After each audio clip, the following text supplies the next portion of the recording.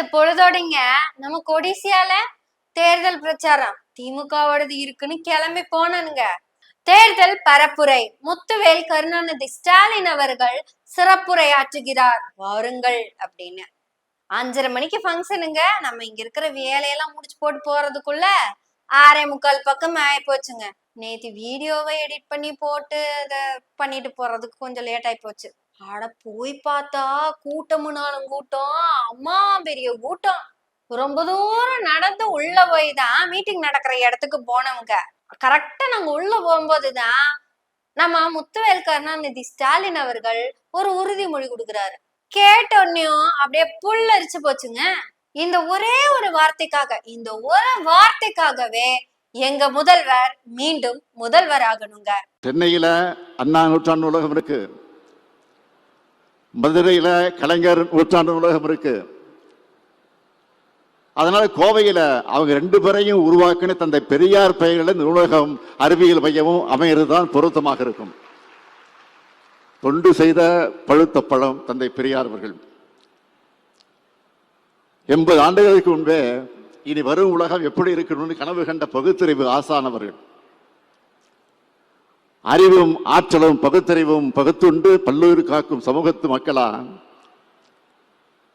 இந்த இளைய சமுதாயம் வளர வாழ தந்தை பெரியாருடைய நூலகமும் அறிவியல் மையமும் கோவையிலே கம்பீரமா ஏன் மிக சிறப்பாக எழ இருக்கு என்பதை இந்த நிகழ்ச்சியிலே நான் மகிழ்ச்சியோடு தெரிவிக்கிறேன். நான் முதல்வரான பின்பு முதல் நிகழ்ச்சியாக கோவைக்கு வந்து பெரியார் அறிவுலகத்தை பிரம்மாண்டமா பொதுமக்களுக்கு கொண்டு வந்து சேர்ப்பேன். கோவை காந்திபுரத்துல 300 கோடி ரூபாயில பெரியார் அறிவுலகம் கட்டுமான பணிகள் முடிஞ்சு தேர்தல் ரிசல்ட் வந்ததற்கு பிறகு உங்களால் நான் முதலமைச்சராக பொறுப்பேற்று விரைவில் முதல் நிகழ்ச்சியாக அந்த நிகழ்ச்சி தான் என்பதை நான் பெருமையோடு தெரிவிக்க விரும்புகிறேன். சரி, ஒருவேளை முதல்வரா இவர் வரலன்னா பெரியார் அறிவுலகம் என்னமாகும் தெரியுமா? இது சொல்லிதான் தெரியணுமா? அம்மா பெரிய லைப்ரரி ஜோசியாலயமா மாறினாலும் மாறுங்க. உங்களுடைய இறந்த காலம், நிகழ்காலம், எதிர்காலம் எல்லாமே எப்படி இருக்குங்கிறத குறித்து சொல்லப்படும் ஜோசியாலயமா மாறிடும். முன்னாடியே கிளி ஜோசியத்துல இருந்து எலி ஜோசியம் மாதிரி அம்பட்டும் வந்துருங்க. 3வது படிக்கிட்டு ஏறினீங்கன்னா கைரேகைய பார்த்து சொல்லுவாங்க. அப்புறம் 4வது 5வதுன்னு போகும்போது பர்த் டேட்ட சொல்லுங்க. அதுக்கப்புறம் லைப்ரரிக்குள்ள போயிட்டீங்கன்னா உங்களுடைய எதிரிகளுக்கு சரியான முறையில் செய்வினை வைத்து தரப்படும் அப்படின்னு சொல்லி போட்டிருப்பாங்க. இது நடக்குங்க, நடந்துரும். இது நடந்துடவே கூடாது அப்படின்னா நம்ம முதல்வர் நமக்கு வாக்கு கொடுத்தபடி இது பிரம்மாண்டமான பெரியார் அறிவுலகமா வரணும் அப்படின்னா நம்மளோட முக்கியமான வேலை கோவையில இருக்கிற 10ஐயும் தூக்கி அவரு கையில கொடுத்துடணும். வேட்டையாடுறதுக்கு தான் செந்தில் பாலாஜி வீறு கொண்டு கோயம்புத்தூர் பக்கம் வந்திருக்கிறாருங்கிறது நம்ம எல்லாத்துக்குமே நல்லாவே தெரியும். அவருடைய தொகுதியில நின்னா அவருடைய வெற்றி உறுதி செய்யப்பட்டிருக்கும். எப்பவுமே சவாலை ஏற்று அதுல வெற்றி பெறறதுதான் நம்ம விஎஸ்பியோட ஸ்டைலுங்க. அதனாலதான் தலைமை சொன்ன உடனேயும் நான் பாத்துக்கிறேன், யோசிச்சு பாத்துக்கோங்க. ஆளுங்கட்சிக்கு ஒரு எம்எல்ஏ கூட இல்லாத ஒரே மாவட்டம் கோவை மாவட்டம். சரி, ஜெயிச்சு போன எம்எல்ஏக்கள் இருக்காங்கல்ல கோவையில இருந்து, அதிமுக காரங்க ஒருத்தர் தொகுதி பக்கமே எட்டி பார்க்கல. எட்டி பார்த்தாலும் அவங்களால ஒண்ணும் பண்ண முடியாது. ஆனா பொறுப்பு அமைச்சராக கோவைக்கு வந்த பிஎஸ்பி முதல்வரோட முத்தாய்ப்பான திட்டங்களை எல்லாம் கோவையில ரொம்ப அழகா நிறைவேற்றி காமிச்சிட்டாரு. கலைஞரோட கனவு திட்டமான செம்மொழி பூங்கா 12 வருஷமா கோவைக்கு அது வெறும் வார்த்தையாவே போயிருச்சுங்க. ஆனா கோவையின் பொறுப்பு அமைச்சரும் நம்ம முதல்வரும் அத சொன்ன வார்த்தைய செஞ்சு காமிச்சாங்க. நம்ம காந்திபுரம் மேம்பாலத்துல ஏறி பார்க்கெட்டு கிட்ட இறங்குறப்பங்க அட பார்க்கவே அட்டகாசமா இருக்கும். லெஃப்ட் சைடு செம்மொழி பூங்கா, கோவை மக்களின் கனவு அப்படியே விரிஞ்சு கிடக்குதுங்க. அதுக்கு கொஞ்சம் முன்னாடி பாத்தீங்கன்னா அப்படியே ஒரு புக்க விரிச்சு வச்ச மாதிரி நூலகம், நூல் விரிஞ்சு இருக்கிற மாதிரியே ஒரு பில்டிங்க. அப்படி விரிஞ்சு இருக்கிற அந்த புத்தகத்தை பாக்குறதுக்கு அவ்வளவு மகிழ்ச்சியா இருக்குங்க. இனி அந்த புத்தகத்துக்குள்ள போய் அங்க இருக்கிற முக்கியமான புத்தகங்கள் எல்லாத்தையும் விரிச்சு பார்க்கிற போது நமக்கு எவ்வளவு சந்தோஷமா இருக்கும். ஒவ்வொரு காகிதமும் அடுத்த பக்கத்தை நோக்கி நகர்ந்து கொண்டிருக்கும் போது நமக்குள்ள போறது எல்லாமே தகவல் களஞ்சியங்கள். ஒவ்வொன்றும் காகிதங்கள் அல்ல, ஒவ்வொன்றும் வரலாறு. இந்த பெரியார் அறிவுலகம் இந்த கோவை மக்களுக்கு எவ்வளவு பெரிய நன்மையை கொடுக்கும் அப்படின்னா, சென்னையில இருக்கிற அண்ணா நூற்றாண்டு நூலகம் போனப்போ சரி நம்ம இங்கேயே இருந்திருக்கலாம் அப்படின்னு தோணுச்சுங்க.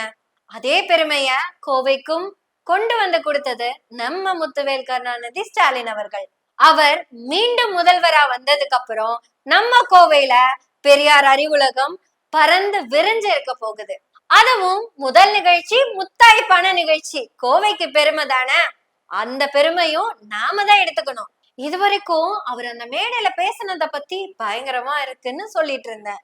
ஆனா அவரை பார்த்த அந்த நொடி இருக்குல்ல, ஒரு 4 வருஷ கனவுங்க, முதல்வர் எப்படியாவது பாத்திரணும் அப்படின்னு. கண்டிப்பா கூடிய சீக்கிரம் நம்ம அவர் ஆபீஸ்ல போய் பாத்திரலாம். ஆனா ரொம்ப பக்கமா, எப்படி சொல்றதுன்னு தெரியலங்க, ரொம்ப பக்கம் அவரை பார்த்ததுங்கிறது அப்படி ஒரு ஃபீலா இருந்தது. Goose bumps. அதாவது அவர் அப்பா அப்படின்னு சொன்ன வார்த்தைகள் எல்லாமே அப்படியே கண்ணு முன்னாடி வந்துட்டு போச்சு. எங்களோட நம்பிக்கை, எங்க அடுத்த தலைமுறைக்கான நம்பிக்கை அந்த ஸ்டேஜ்ல நின்னு பேசிட்டு இருக்கிறத பார்க்கும்போது யாருக்கா இருந்தாலும் ஒரு நிமிஷம் இவ்வளவு சந்தோஷமா இருக்கும்ல.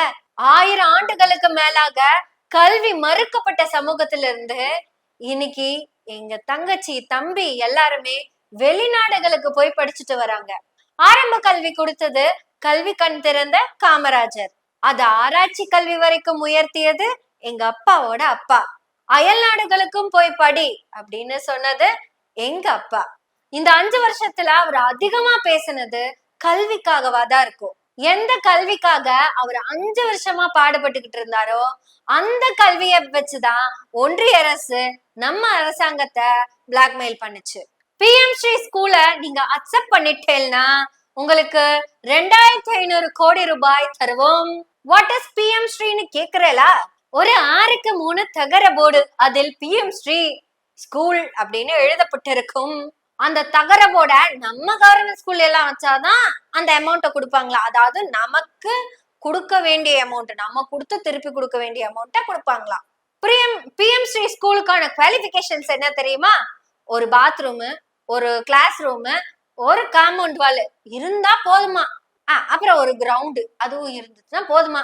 எப்பா, எங்க தமிழ்நாட்டுல இருக்கிற ஒவ்வொரு கவர்மெண்ட் ஸ்கூலுமே CM திருப்பள்ளிகள் தான். எங்களுக்கு PM ஸ்ரீ தேவையில்லை, CM தெருவே போதும். ஏன்னா அந்த அளவுக்கு குவாலிட்டிய தமிழ்நாடு அரசு பள்ளிகளுக்கு கொடுக்குறாங்க. என் மாணவர்களோட கல்வியை எடுத்துட்டு உன் பணம் எனக்கு தேவையில்லை, என் மாணவர்களுக்கான கல்வியை நான் கொடுத்துக்குவேன். அது எவ்வளவு முக்கியமான வார்த்தை, எவ்வளவு சிறப்பான வார்த்தை.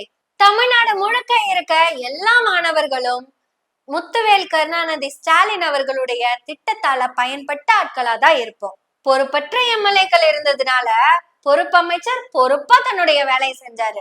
பொறுப்பான MLAக்களையே அந்த அமைச்சருக்கு கொடுத்து வச்சுட்டோம்னா அமைச்சரோட வேலை இன்னும் எளிமையா முடியும், இன்னும் நிறைய நன்மைகள் நம்மள வந்து சேரும்.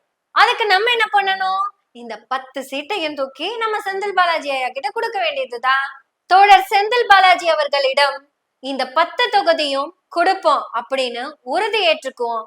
அன்பான கோவை தொகுதி வாக்காளர் பெருமக்களே, உங்ககிட்ட டைரக்டா அன்பா ஒரு விஷயத்த கேட்டுக்கிறேன். பெரியார் அறிவுலகம் இன்னும் இன்னும் இன்னும் பெருசா வரணும். எனக்கு வாக்களிக்காத மக்களுக்கும் நான் முதல்வன் அப்படின்னு முதல்வர் சொன்னதை செஞ்சுட்டாரு. நம்ம வாக்களிச்சே நமக்கான உரிமையோட கேட்போமே. கடந்த 50 ஆண்டுகள்ல இல்லாத வளர்ச்சிய இந்த 5 வருஷத்துல நம்ம முத்துவேல் கருணாநிதி ஸ்டாலின் அவர்கள் ஏற்படுத்தி கொடுத்திருக்காரு. இதுக்காக ஒரு MLAக்களும் கோரிக்கை வைக்கல. கோவையின் MLAக்கள் எல்லாம் எதிர்கட்சி MLAக்களா கூட செயல்படல.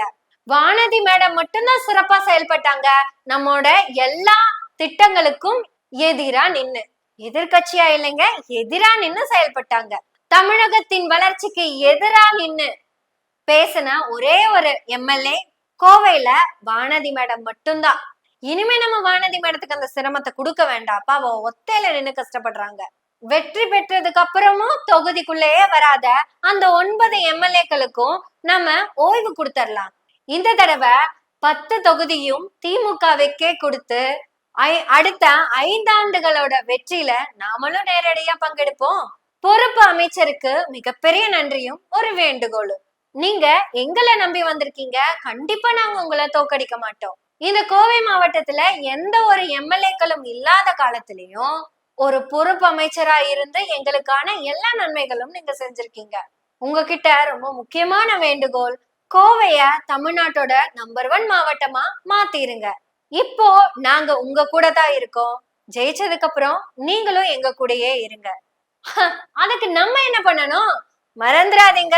ஏப்ரல் 23ஆம் தேதி காலையில எந்திரிச்சு பக்காவா ரெடி ஆகி உங்க ஓட்டர் ஐடி எடுத்துட்டு பூத்துக்கு போய் உதயசூரியன் சின்னத்துக்கு நேரா இருக்கிற பட்டனை அழுத்திருங்க. திமுக கூட்டணி சின்னங்கள் எல்லாத்துக்கும் அமுத்திருங்க. அமுத்துனா என்ன ஆகும்? தமிழ்நாடு தலை நிமிரும். வெறும் பேச்சுல மட்டுமா, பாட்டோடய தலை நிமிருவோம். ஏங்க, நேத்து அந்த பாட்டை அந்த மீட்டிங்ல கேட்கும் போது அட என்ன வைப்புங்கிறீங்க. அங்க இருக்கிறவங்கள ஆடினதை பார்த்தப்ப நமக்கே ஒரு ஆட்டம் போடலாம் தான் தோணுச்சு. ஸ்டாலின் தொடரட்டும், தமிழ்நாடு வெல்லட்டும்.